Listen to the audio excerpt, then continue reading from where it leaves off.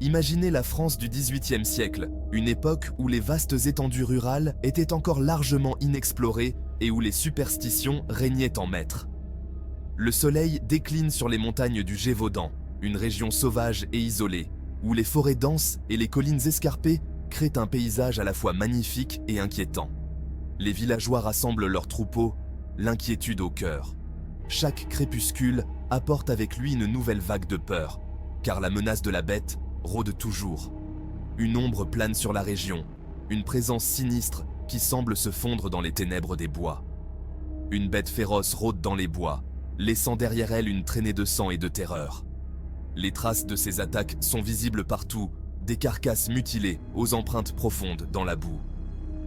C'est l'histoire vraie de la bête du Gévaudan, un mystère qui hante encore l'imaginaire collectif. Les récits de cette créature ont traversé les siècles, alimentant les légendes et les peurs. Entre 1764 et 1767, la bête a terrorisé la population du Gévaudan.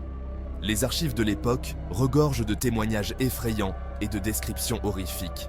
Elle a tué plus de 100 personnes, principalement des femmes et des enfants. Les cimetières se remplissaient de nouvelles tombes, chaque pierre tombale racontant une histoire de douleur et de perte. Les attaques étaient d'une violence inouïe. Les survivants parlèrent de griffes acérées et de crocs redoutables, de hurlements qui glacèrent le sang. La bête semblait prendre plaisir à mutiler ses victimes, laissant derrière elle des scènes d'horreur indescriptibles. Les corps étaient souvent retrouvés dans des états de décomposition avancée, rendant l'identification difficile. La peur s'est emparée de la région, transformant la vie quotidienne en un cauchemar éveillé. Les villageois n'osaient en plus sortir après la tombée de la nuit, et les enfants étaient gardés à l'intérieur. La nouvelle des atrocités s'est répandue comme une traînée de poudre, atteignant même la cour du roi Louis XV à Versailles. Les messagers parcouraient à des kilomètres pour apporter les nouvelles terrifiantes. Le roi, horrifié par les récits, a envoyé ses meilleurs chasseurs et soldats pour traquer et tuer la bête.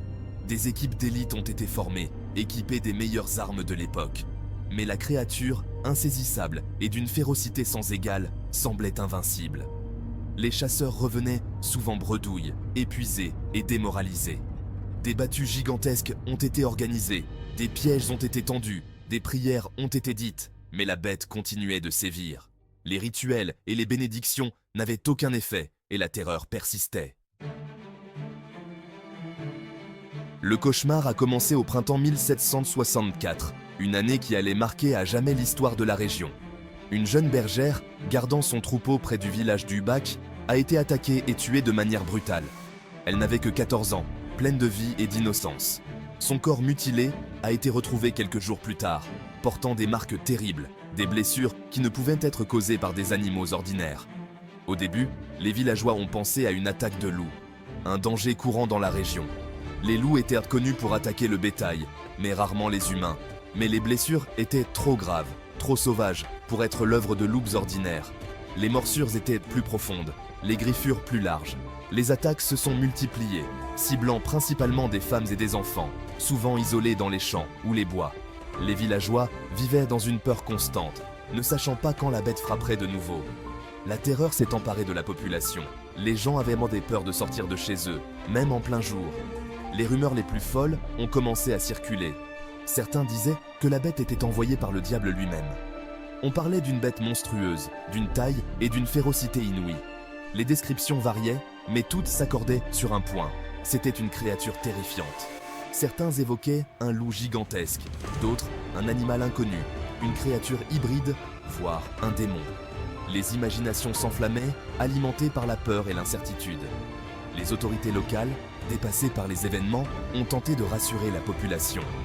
Des réunions publiques étaient organisées pour discuter des mesures à prendre. Des primes ont été offertes pour la capture de la bête. Les affiches promettaient une récompense généreuse à quiconque réussirait à mettre fin à ce cauchemar. Des chasseurs expérimentés ont été recrutés. Ils venaient de toutes les régions, attirés par la promesse de gloire et de richesse. Mais la bête, rusée et insaisissable, semblait toujours avoir un coup d'avance. Elle connaissait les forêts mieux que quiconque, se fondant dans l'ombre et disparaissant sans laisser de traces. Elle disparaissait dans les forêts denses du Gévaudan, ne laissant derrière elle que des traces de sang et le spectre de la peur. Les villageois se demandaient combien de temps encore ils pourraient survivre à cette terreur sans fin. Face à l'inaction des autorités et à la peur grandissante, les habitants du Gévaudan ont décidé de prendre les choses en main. Des groupes de villageois se sont formés, armés de fourches, de fusils et de couteaux, déterminés à traquer et à tuer la bête. Les hommes parcouraient les bois et les montagnes, espérant débusquer la créature. Les femmes et les enfants restaient cloîtrés dans les villages, vivant dans la peur constante d'une nouvelle attaque. Des battues gigantesques ont été organisées, impliquant des centaines de personnes. Les villageois ratissèrent les forêts, fouillaient les grottes, espérant trouver l'antre de la bête. Mais la créature, insaisissable, semblait se jouer d'eux. Elle disparaissait sans laisser de traces, réapparaissant quelques jours plus tard dans un autre village, semant la mort et la désolation. Malgré le danger et la peur, les villageois ont fait preuve d'un courage et d'une solidarité exceptionnelle. Ils s'entraidaient, se protégèrent les uns les autres, unis dans leur détermination à débarrasser leur région de ce fléau.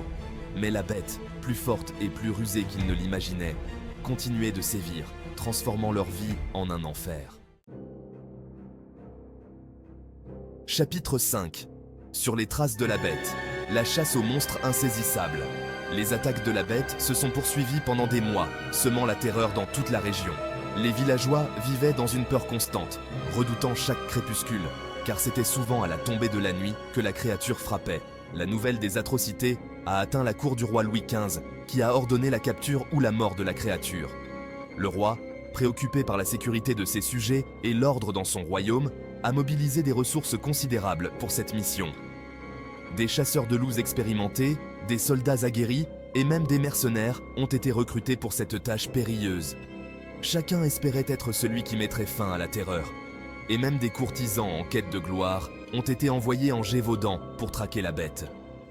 Ces nobles, souvent plus habitués aux salons qu'aux forêts, voyaient là une occasion de prouver leur bravoure.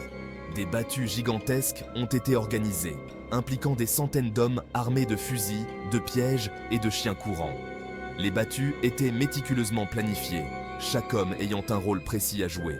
Les forêts ont été ratissées, les grottes explorées et les rivières surveillées.